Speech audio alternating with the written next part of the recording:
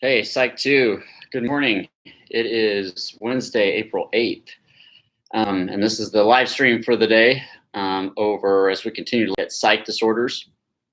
So we've got 12 and 13 today that we're going to cover. And then if you want, also there's a video under the assignment link to another crash course in psychology video, number 33, I think, which is on eating disorders and body dysmorphic disorder, which is very, very fascinating.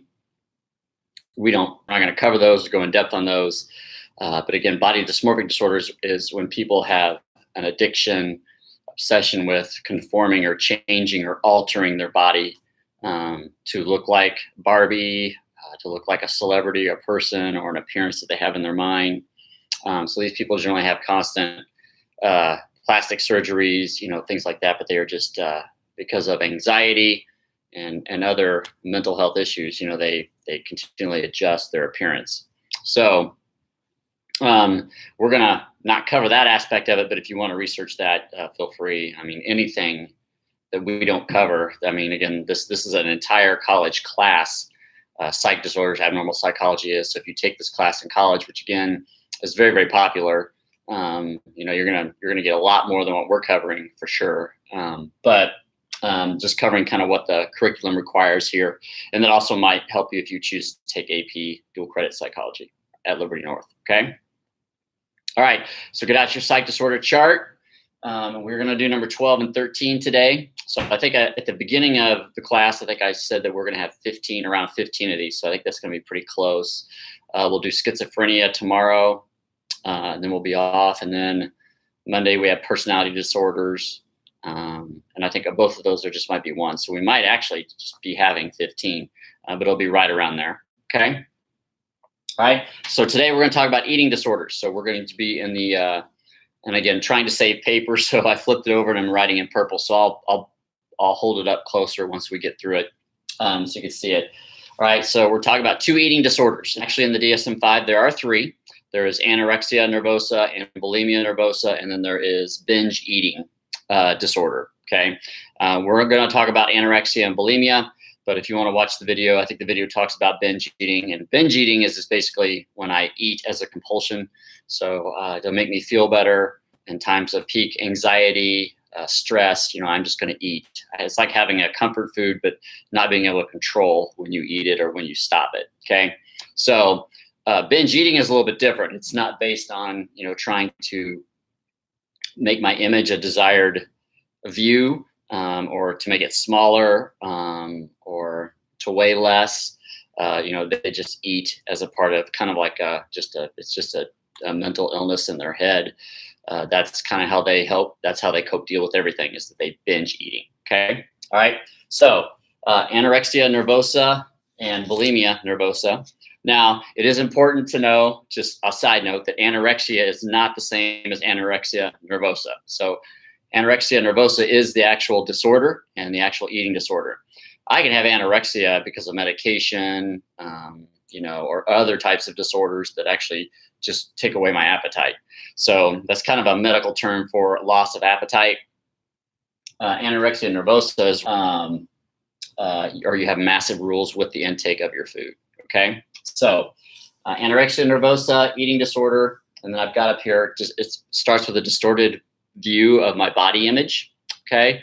So I think in the video crash course and some of the really popular literature, you're going to have an extremely frail, fragile, and thin, usually young woman looking in a mirror. And in the mirror, there's a picture of a heavier person than they are, obese person. And that's kind of what you get. When they look at themselves, they have a very unrealistic view. It's distorted. It's based in reality, so they're not psychotic, but it's distorted view of their body image. Okay. And then also you have, with anorexia nervosa, you have people that then have massive restrictions or rules on their diet. Generally, they won't eat specific type of foods. They'll also have, kind of intense exercise routines. Okay, so I'll put that in there. Okay, but again, these are not normal. Sometimes they can follow a specific diet, but they don't have to. I think most of the cases that I've read, they create their own diet, really, is what they do. They have their own specific rules that they want to follow, because at the core of this disorder, it's about being in control.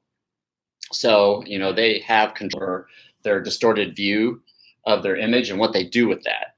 Okay.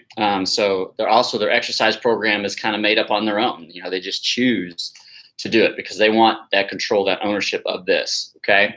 Now, the key factor here, which really distinguishes the both of them, is the low BMI with anorexia nervosa and the high BMI or normal BMI with bulimia.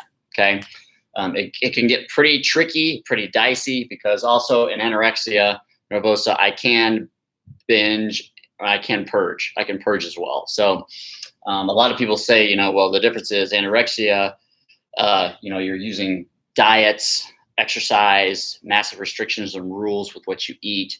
And then this one, you're just, you're getting rid of the food. So that's primarily true. That's primarily accurate. And I think it's a good way to keep them kind of foundationally separate in your mind. But so body mass index. So they're below normal in their body mass index. And that is because of their distorted image of their body. And then also because of the restrictions they put on their mental, is kind of where the stance we have right now. There are increasing studies on finding genes that might, genetics, inheritance that might impact this in the biological realms. But the fact still remains is that westernized cultures have more indications and more illnesses with eating disorders. And also fact remains that there are certain cultures in the world that don't have eating disorders. So they don't have the etiology of the disease represented in their culture. So until we find that biological kind of smoking gun, everything really kind of points to this as a cultural disease, environmental disease, or illness. It's based on environmental factors, okay? Mainly trying to gain control of their life in some way, shape, or form when everything else is going out of control, okay?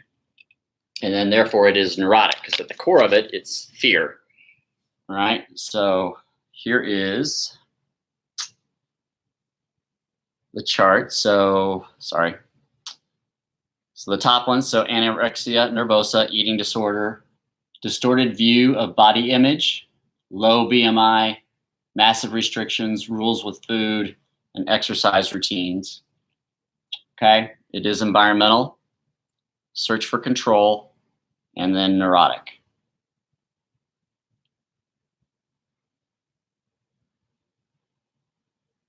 Those of you fast writers, you can write down bulimia as well. Okay.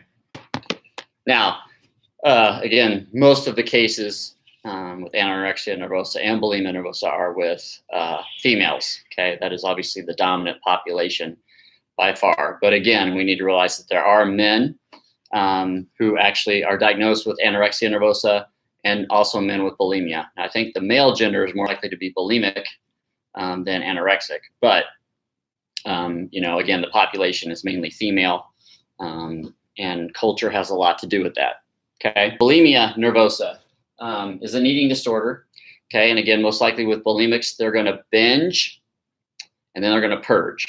Okay, so they're going to eat a lot in one setting, and then they're going to get rid of it. Now, a lot of times with purging, we think of throwing up. There are many ways to purge. So with diuretics, medicine, that type of thing. So it doesn't have to just be that. And again, this is different from anorexia nervosa as well. Bulimics binge, where anorexias nervosa do not, because they have massive restrictions in their diets. But the purging can be found in both, but mainly is associated with bulimia.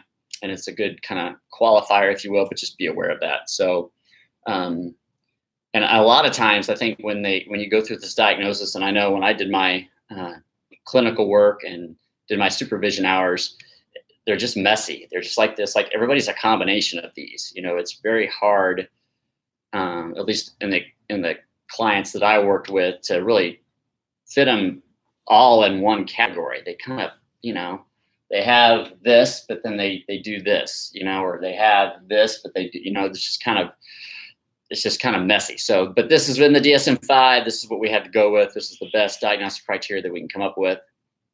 And it is very, very useful and also very good at helping you understand the disorders, okay? But the big thing here with bulimics is they actually have a normal BMI or a higher BMI. So their body mass index is actually higher. So they are intaking more food, whether through the binging or eating normally otherwise. They just have episodes, if you will, of the purging, the binging and the purging, okay?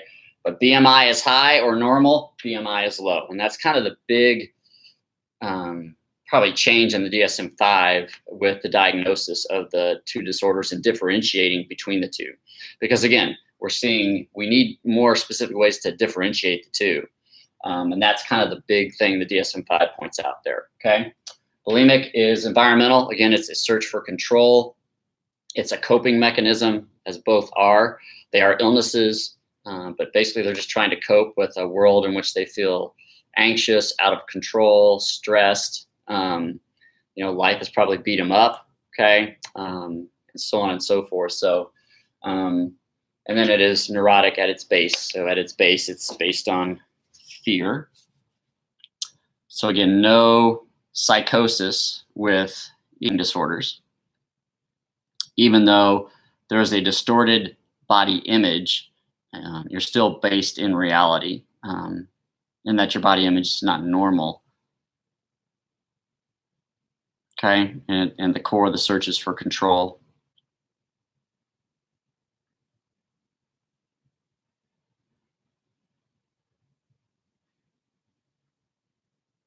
Okay, so bulimia nervosa, eating disorder, binge, purge. The real big separator is binging, and then also they have a high or normal BMI, body mass index. It is environmental, and it is neurotic at the core.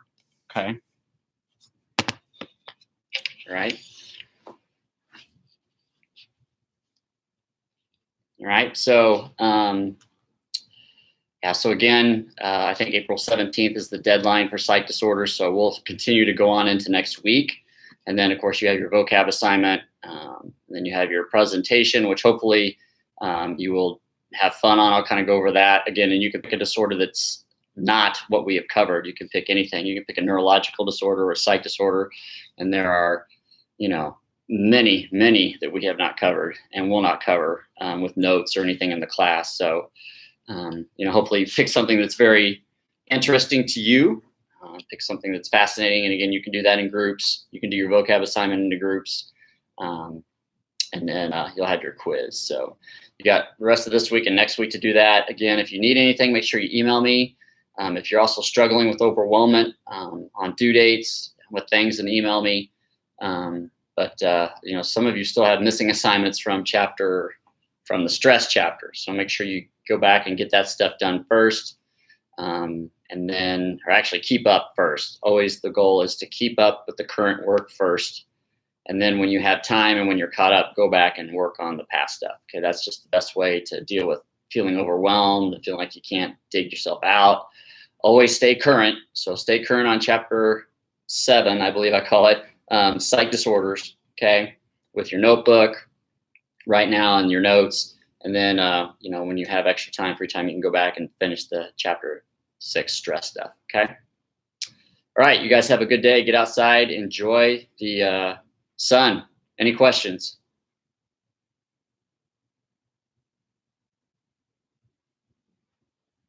Okay, perfect. All right, have a good day.